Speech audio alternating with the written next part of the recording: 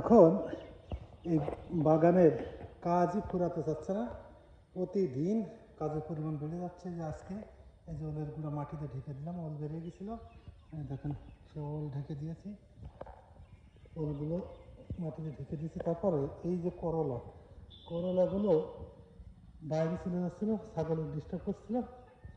আবার দেখেন টাল দিলাম, টাল দিয়ে এই করলাগুলো সুন্দর করে এই যে টালে উঠাই দিচ্ছি।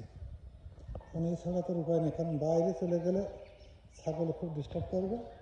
হ্যাঁ হ্যাঁ, করলা গাছগুলো এই সবগুলো করলা টালে উঠে দেবো। এই করলগুলো বেড়ার বাইরে চলে যাচ্ছিলো, সেগুলো নিয়ে এসে যে টাল দিলাম। এবার এই টালের ভিতরেই থাকবে, বাইরে যাবে না, ছাগল আর বিরক্ত করতে পারবে না। এই টালেই ঘোরাফেরা করবে আর এখানেই করলা ধরবে।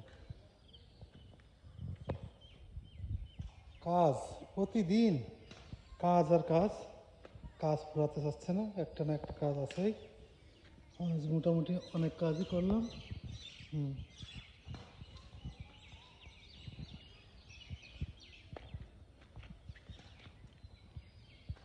দেখা যাক করলাগুলো কেমন হয়। ধন্যবাদ।